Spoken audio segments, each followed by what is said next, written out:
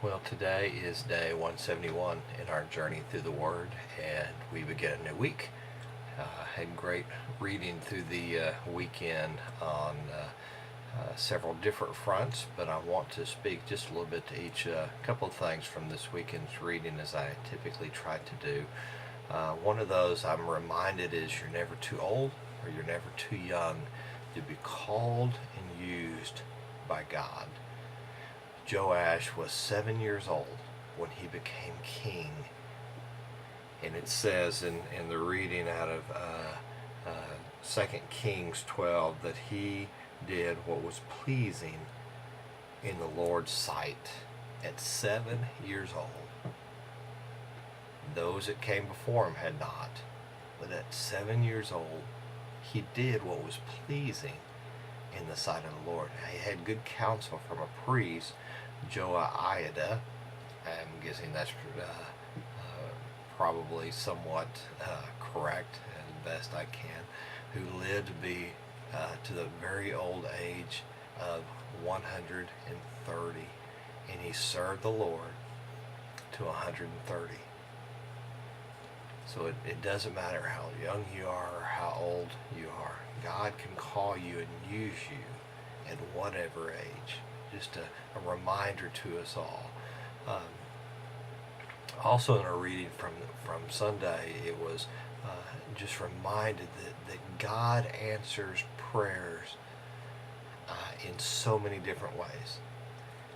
Sometimes it's, we've seen it speaking through, God speaks to us in so many different ways. Sometimes we saw it in the speaking through the donkey.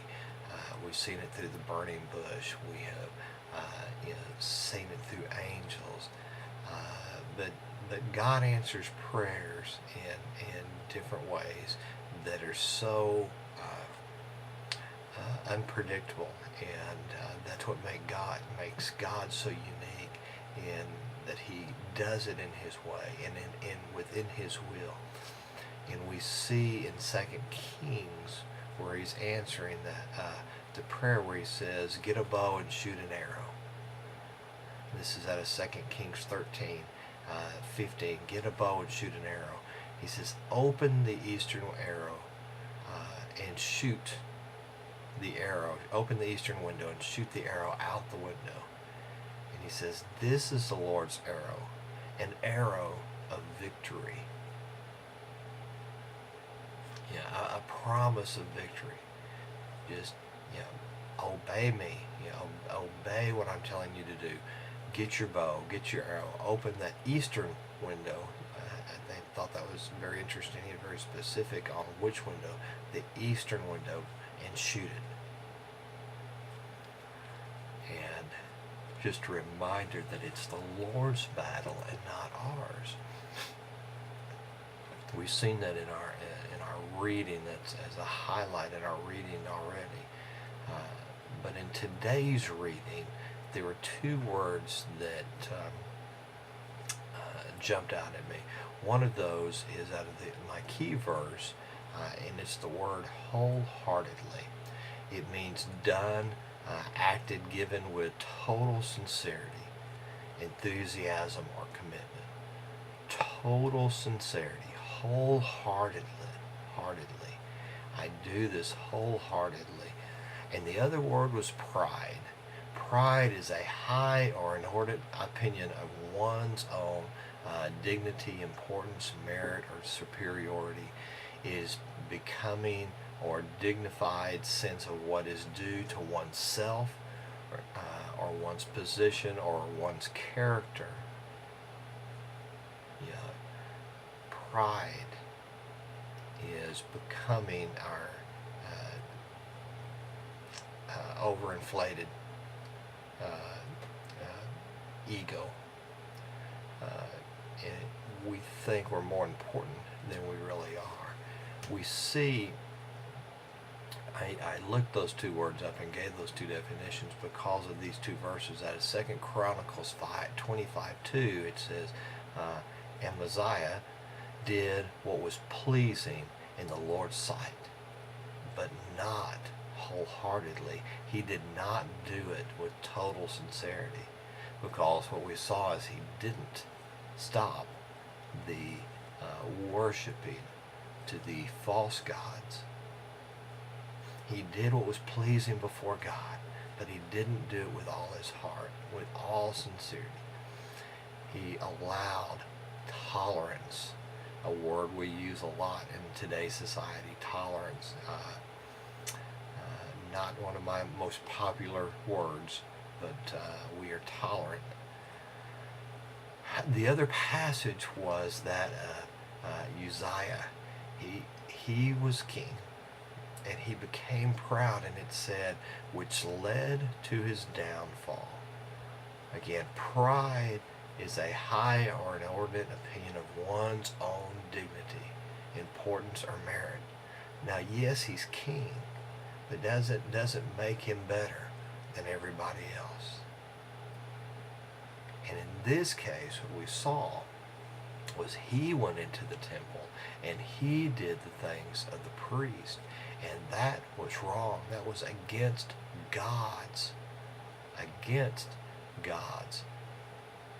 ordinances, against God's plan, against God himself. He sinned against God by thinking he was more important than the priest, and he was going to do it himself.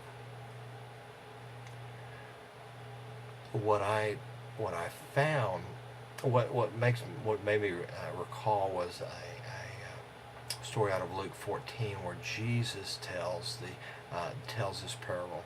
It's 14:7-9, where Jesus noticed all who had come to dinner were trying to sit in the seats of honor near the head of the table.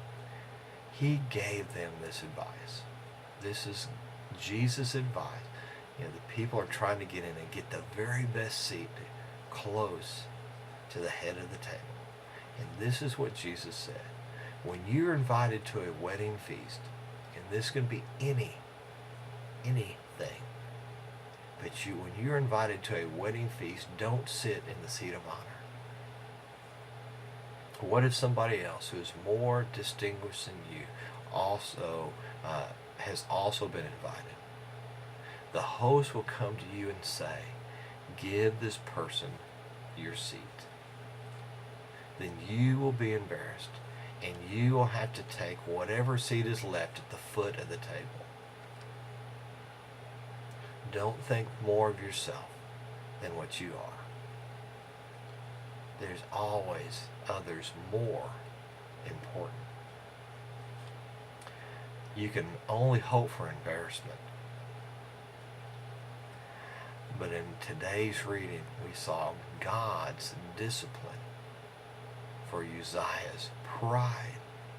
It said it led to his downfall. In 2 Chronicles 2:26, verse 19 and verse 21, it said, Uzziah, who was holding an incense burner, became furious.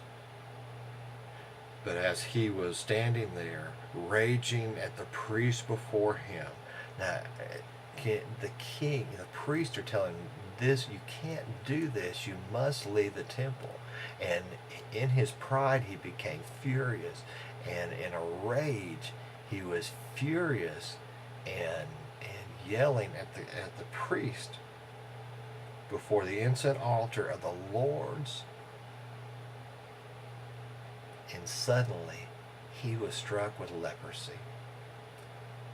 It broke out on his forehead.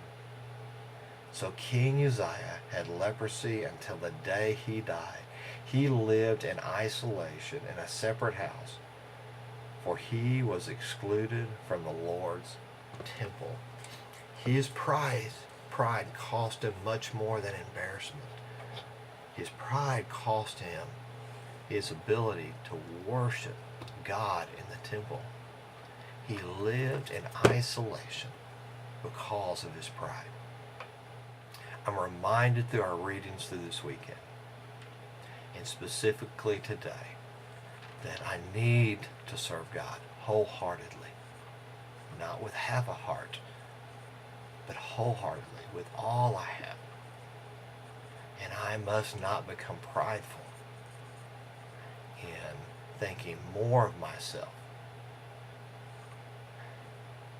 the worst I could have is embarrassment. It could be worse, but I don't want to be in a point of embarrassment. I want to serve humbly my God. I must keep my focus on Him and not on myself. And I must remember that I am no better than anyone else. For we are all the same in God's eyes. I hope you have a great day. Look forward to our reading this week, and we'll see you again tomorrow as we continue our journey through the